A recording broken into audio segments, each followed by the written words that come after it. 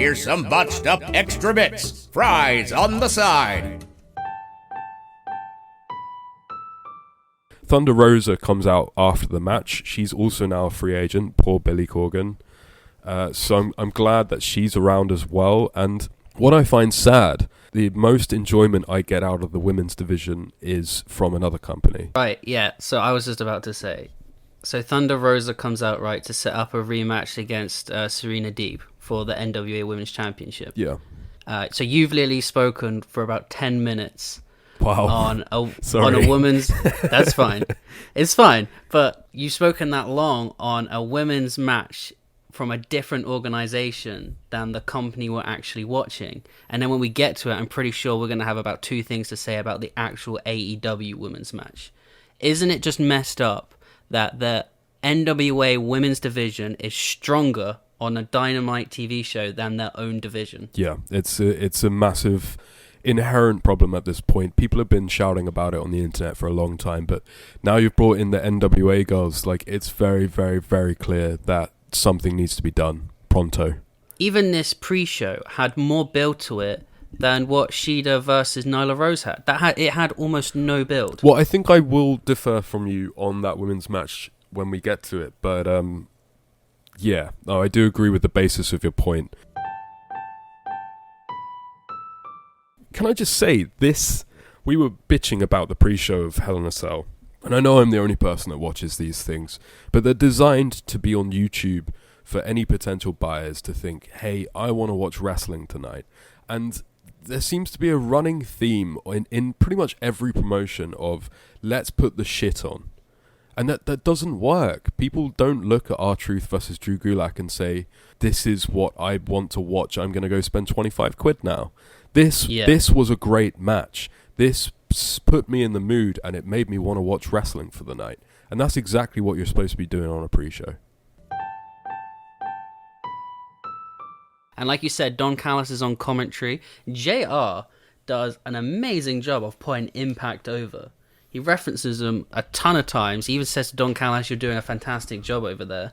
I don't know if we smell a little bit of cooperation in the air here. Maybe the two companies are going to come together. Honestly, I love this cross-promotional stuff. This is the difference with AEW. This is where I see that it's run by wrestlers.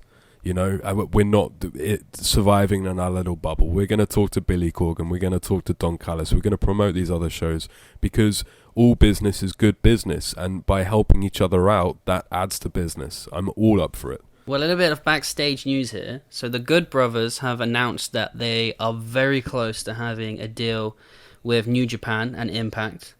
New Japan have said that their current president is stepping down and they're more open to opening up the doors to negotiations again. And obviously all the boys in AEW are New Japan boys. So I'm wondering if we're going to see a 3-way cooperation here. It's going to be a fun time. Poor Billy Corgan. I think it'd be great to be able to swap round like talent from all these rosters, even just for a couple of weeks to see some guys in different places. As long as a lot of dream matches. As long as they don't get lost in the shuffle, because I'm not talking about New Japan here. I'm talking about Impact. AEW is big time in comparison to Impact, in the same way that Billy lent his wrestlers out to AEW, and now Thunder Rosa is a free agent, Allysin Kay is a free agent. Don Callis should be a little bit careful because AEW is a massive step up from Impact. And if Tony Khan looks at an Impact wrestler match and thinks, that guy's great, we're going to sign him, that's game done for Impact. So they have to be a little bit political, a little bit businessman-like here, so that AEW is not stealing away a Jordan Grace. Because if anything, that's what AEW are looking at right now. They want women's wrestlers. There's a reason that we're not looking at any NWA men cross-promotional. Yeah. So what do you think of the old but new Kenny Omega? I thought this was fantastic. This was so needed. I love Justin Roberts announcing Kenny Omega's various smug achievements from 2017 and like everything he's done in AEW. I'm not a big fan of this. I know it's got a huge tract. I know a lot of people are interested in that character. Me personally, I don't get the cleaner thing right. And then there's a bit on commentary where JR's like, so can can AEW please explain something for once? You know, and Don Callis is like, it's this, and you know, like that's. So Excalibur comes in and corrects him and says it's about him blowing NES games out from dust. What? Yeah, so that's not where it comes from. That's what Excalibur said, and JR's like, "Oh right, thanks for the information, loser." You know. So you know, in New Japan, you have the junior heavyweights and then the heavyweight divisions. Okay. And Kenny Omega started off as one of the smaller guys, and he cleaned up the division, and he beat everyone, went up to heavyweight, cleaned out the division, beat everyone, so he got the nickname as the Cleaner, because he just beats everyone. Do you want to phone up Tony Khan? Because you had 4 men in that booth, one of them asked a question, and the other 3 couldn't explain it as easily as you just did. I mean, surely Omega can just tell them this shit. He's lived that history. I'm glad that the women were slightly more clothed this time.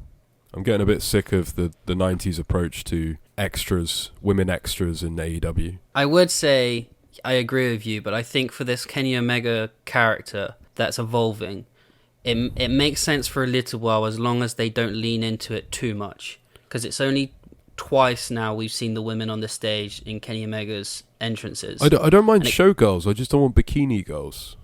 Okay. You know. But I think if they do it every time, it will be too much. But if they do it every now and then for Kenny Omega only, it kind of works. But on the whole, Kenny Omega's slow heel turn here has been really, really great. So John Silver has recently kind of been getting himself over with the crowd. So this is kind of a moment for him to stand out from the Dark Order. This was originally meant to be on the pre-show, but I think it got bumped up to be a bit of a calm down moment after Omega and Hangman. Very WWE booking that. Taking a calm down match. I think Tony Khan's realised that he doesn't have a Japanese audience and that he has to book like WWE. Mm-hmm. I personally didn't like this. You knew I wouldn't. Like you didn't like the bit where John Silver rips Orange Cassidy's pockets off and eats them. No, it's bollocks, mate. It's shitty comedy wrestling. It's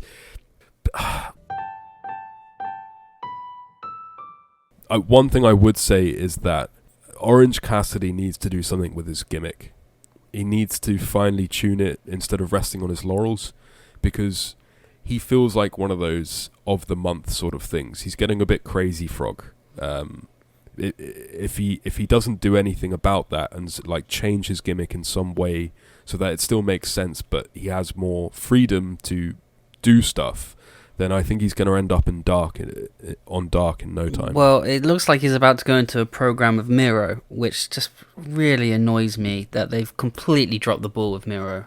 Miro's. I just watched the Miro being introduced as the best man. The whole thing stinks. I don't know what they're doing with him. Yeah, so later on the card we have a backstage interview moment where Kip Sabian's pissed off with the best friends. I know you haven't seen this bit yet, but the best friends accidentally ruined their pinball arcade machine, whatever. And this is starting a story. And Miro, in the way this interview was shot, Miro was behind Kip Sabian. You couldn't even see him. Like, one of the biggest stars on the planet. First of all, he should have had a match on this pay-per-view, not just an interview segment. And he wasn't even the main man in the interview segment. He was hidden in the back. It's fucking ridiculous. If Miro is happy with this booking over the way that Vince booked him, then he's crazy. Well, apparently he said that he was getting full control of his character. So I think he might be the one fucking writing this. Well, there you go then. Like, because the way that he came in on that opening promo, he was like, "I'm the best man." Like, first of all, that gimmick, just in general. I thought that was going to last a couple of weeks and be dropped. Oh, Jesus Christ! And then he's like, "I'm the best at everything. I'm the best gamer. Just check out my Twitch channel." This is a case for somebody needing to take away creative control from somebody, because Miro looks like $1 million. Especially when he's wearing his Gucci t-shirts, he's jacked to the gills. He should not be in this position. No, he should have come in those first 2 weeks, fucked Kip Sabian up, fucked a few other people up, and he could be facing Kenny Omega right now. Dude, as far as I'm concerned, as much as I love Eddie Kingston, Eddie Kingston shouldn't have been in that main event. You should have got to All Out, MJF versus Moxley. Moxley wins, Miro comes out, beats him up. That's it. That's literally all you needed to do. Just straight into the main event. Then he takes his first big loss at Full Gear, whatever. He comes back from it. He does like a Lance Archer sort of thing. You know, like, it was so easy. They convoluted it so hard, and they've dropped the ball so hard that he's hanging around with Kip Sabian. They've ruined him already. It's ridiculous. I thought tonight had a series of really good finishes, and this was one of them. I believe that the finish of almost every single match was perfect. Yep. And the finish of this match, right? So they do their finishes, and then they're just rolling each other up.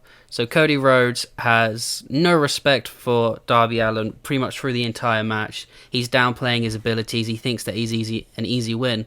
So they do their finishes, and they're just doing roll-ups on each other. And as a wrestling fan, we've come to know that no one ever wins in an exchange of roll-ups. They roll each other up about 3 times, and then Darby Allin just gets it. I think this is perfect for 2 things. One, it betrays Cody's character, and hopefully we're going to get a whole range of awesome promos out of this that will lead to a rematch. But 2, this has set a new precedent, I think, in wrestling, that from now on, when you see that spot of a load of roll-ups, they could win. Yeah, WWE tried to do that with Drew McIntyre getting backslide pins, but it didn't have the same effect here. This was a lot more realistic. This actually didn't feel like a cop-out. This felt understandable, like the science that you can have all of the science of the game that you want, you know, but you might get caught. I liked it a lot. Yeah. So we go backstage with the Natural Nightmares, and fuck me, this is bullshit. So QT Marshall is pissed off that Ali has gone back to the Butcher and the Blade. He's pissed off that she's now dating the Blade again, because Eddie Kingston came in and told that his gang of his family or whatever need to get their shit together, and that's it. We've not, like, it was never explained that she's not with them anymore, and now all of a sudden there's like this blood feud going on. Like, as much as I love AEW, so many times they just run with things without explaining shit. I didn't even notice the promo. My eyes glazed over for the promo. What bothered me was that they're doing a TNA. This is something that TNA did every pay-per-view. Hey, look, you spent 20 quid on this show, but look what we've got coming up for you on our TV show. Yeah. You don't use the pay-per-view to sell the television. Use the television to sell the pay-per-view. Like, how is that still not understood? But that's kind of what I'm saying. So they do this segment. Dustin Rhodes is going to have this bunkhouse match or whatever. And this is the setup for the TV match down the line. Well, surely they should have had something set up for this pay-per-view. Cody can now use the Rhodes name. Oh, yeah, we forgot to mention, this show was the first time that he can be called Cody Rhodes. And what was really amusing was JR's little quip saying, that's one of my screw-ups.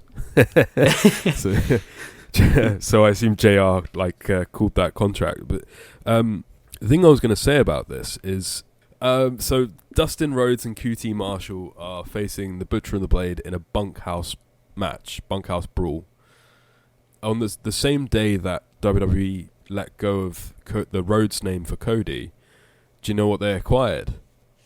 What? Bunkhouse Brawl. What is that? I know it's a dusty thing. It's basically just where wrestlers like wear jeans and hit each other outside. Oh, okay. But WWE have acquired the rights to that name quite pettily, and I think Cody has responded by like using it a week before it comes into fruition or something. I think that's the only reason it was on the pay-per-view. Oh, okay, that's fun, actually. I like that. But I still don't like the idea that this whole feud has come out of nowhere, and she's switched alliances for no reason. We don't know why. I had absolutely no idea what was going on, because I thought that... Anyway, whatever. I didn't pay much attention, honestly, but like I thought that Ali was in a tag team with Brandy Rhodes. Yeah, all of that. All of this was being set up. She has a whole new life now, and all of a sudden, no, she's back with the Butcher and the Blade. We don't know why, and now they're going to feud over her. Surely they should feud over her before she switches sides. Okay. Yeah, no, fuck it, whatever, it's bullshit. Well, Shida versus Nyla Rose. For you later on. Tony Khan made a statement in the press conference afterwards and said, I spend a lot of time watching and writing AEW Dark, and now I have to admit that a lot of people don't. Yeah. And this was my wake-up call. So apparently this has been a thing on Dark for a couple of weeks, and he realised nobody watches the show. Which is what I was going to say earlier about it, maybe the explanation behind Ali turning to the dark side.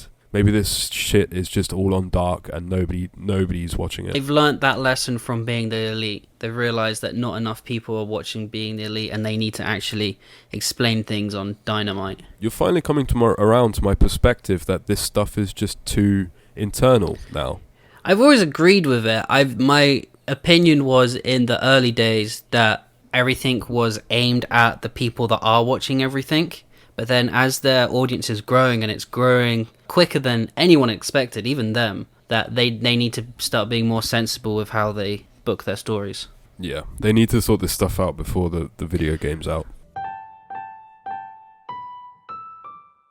They were just as good in this as FTR.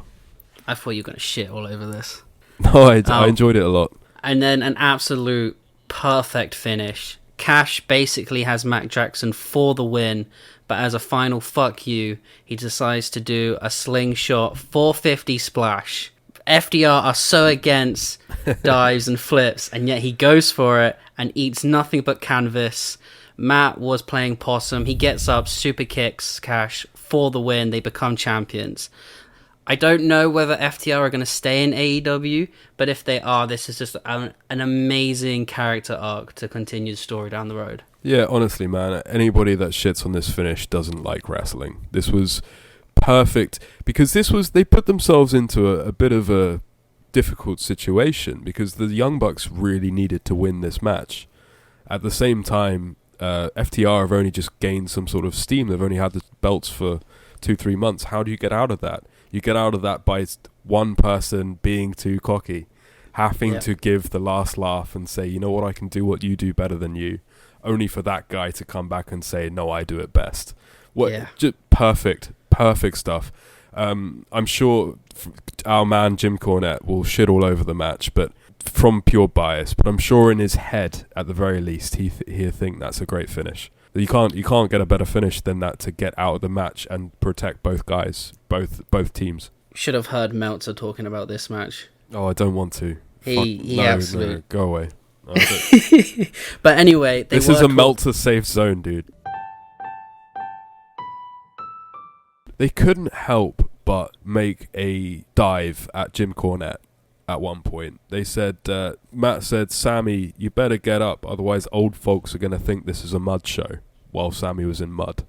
Was that aimed at Cornette? That was aimed directly at Cornette, because Cornette is the only guy that shouts mud show over and over again. They didn't do a great job of proving him wrong. All they did was draw attention to the fact that, in this case at least, he's completely right. I think in this case he is right. Yeah, okay. Well, let's move on from this shit. I'm done with it. Right. So then, if I wasn't already angry enough, this happens. We get a promo of Lance Archer beating some guy up in an alleyway, like he has been doing for 8 months. Then Jake the Snake walks out and says, Lance Archer's hungry, and he wants to beat someone up, like he's been saying for 8 months. This is the exact same thing they've been doing since they first started in AEW. Just please, can Tony Khan give this guy a storyline so that they can just say something different than this generic bullshit they say every week? I haven't seen him do anything else since he had that TNT Championship match with Cody. Which was like 6 months ago. Yeah, it was double or nothing. May. 5 months ago. Well, but your point stands. I feel like just they give think him something else to do. I feel like they think that they're giving him stuff to do just by putting his promo on the pay-per-view.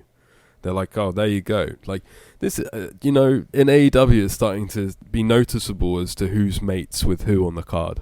But Lance Archer, I thought, was one of the Japanese boys. I thought he was friends with everyone, and that he was going to come in and be this huge monster. But I guess not. Okay. Whatever. Yeah. But that pissed me off. So then... was a couple of chair shots, and then JR goes, he should get some barbecue sauce with that chair, it'll taste much better. Oh man, still selling his shitty barbecue sauce 20 years later. Absolutely love it. I do want to talk about that moment when he gets the rubbing alcohol.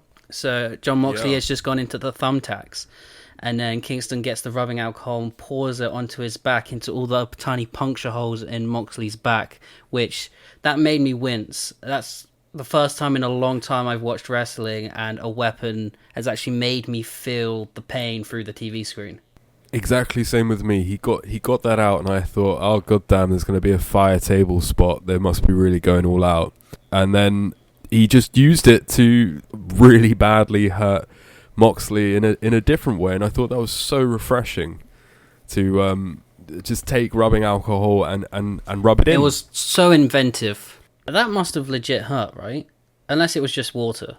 Oh, definitely. Oh, no, it was probably just water though, wasn't it? Oh, I mean, don't ruin the magic. Don't ruin the magic. Don't ruin the magic, I just ruined bro. it for myself. Anyway, it was cool. Yeah, and then so him wrapping the barbed wire around his hand was a nice little foreshadowing for the finish of the match, where Moxley wraps it around his arm and then puts in a chokehold on Kingston to get the win. It looked pretty brutal. Kingston finally says, I quit. Looked pretty brutal. Actually, what was really cool about the match, which we haven't said, is that like most I Quit matches, there's always this really like boring silence where they're like, ask him. They weren't doing that in this match. They kept going to the ref and asking, did he say it or not? This was a point that I had as well. WWE I Quit matches are becoming almost unwatchable. Give or take the Roman Reigns match earlier. Usually they start saying, ask him, ref, ask him, like, and they awkwardly have to say through a microphone, no, I don't quit. And they do that from the first 2 minutes in. The first time that I noticed the ref quietly asking Moxley if he wants to quit was when he went into the thumbtacks, which was about halfway through the match. I thought they did an excellent job of not making the I Quit match something I don't want to look forward to, which WWE do an awful job of, because they don't stop trying to ask the opponent whether he's hurt or not, despite the fact that he's like usually just took a back bump, you know? Yeah, I thought that was a really clever way of doing it, leaving it all to the ref. But then there was also a couple of moments where I can't remember exactly what they said, but they're like, Kingston would go, say I quit now, or I'm going to hit you with this barbed wire, or Moxley would do the same. So it was a bit of a twist. It wasn't like, oh, I hurt you, do you quit now? It was like, quit now, or I'm going to funk you up even more. Yeah, some recent years I Quit matches have become really, really childish in WWE. And really sort of embarrassing and a bit cringeworthy, and this wasn't one of those things. Like, share, and subscribe to keep it botched up, brother.